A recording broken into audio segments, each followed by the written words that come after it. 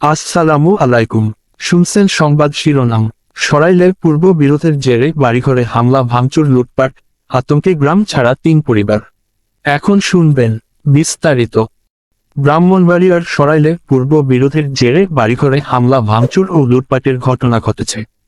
এ ঘটনায় আতঙ্কে গ্রাম ছেড়েছে ৩ পরিবারের প্রায় ২৫ থেকে ৩০ জন সদস্য।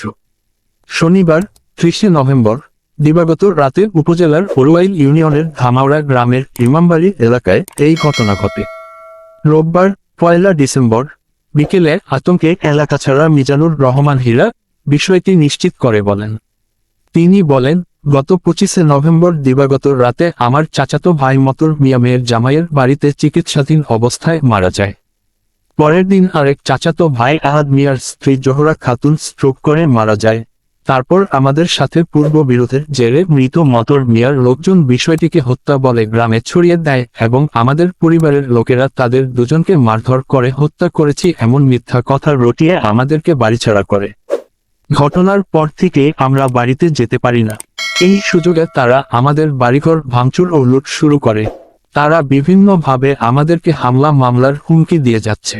ঘটনার সূত্রে জানা যায়, গত মঙ্গলবার ১৯ নভেম্বর উপজেলার ওরুয়াইলের সিএনজি স্ট্যান্ডের উত্তর পাশের রাস্তার ফারুক মিয়ার দোকানের সামনে পূর্ব বিরোধের জেরে মিজানুর রহমান হীরা মিয়ার ভাতিজা জিলু মিয়া, মুক্তার মিয়া, জাহাঙ্গীর মিয়া, জিসান মিয়া ও আঙুর মিয়াকে একই এলাকার মতর মিয়ার আলমগীর ও সেলিম সহ অনেকে লাঠিসোঁটা ও বল্লম নিয়ে আমাদের উপর হামলা করে।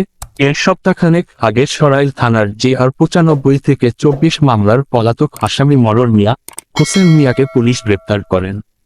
এই ঘটনার পর গত শনিবার ২৩ নভেম্বর রাতে সরাইল থানায় ওরুয়াইল ইউনিয়নের ধামাউড়া গ্রামের মিজানুর রহমান হীরা মিয়ার ভাতিজা জিলু মিয়া বাদী হয়ে ১২ জনের নাম উল্লেখ করে আরও ৫ থেকে ৬ অজ্ঞাত ব্যক্তির নামে একটি হত্যা চেষ্টা মামলা করেন।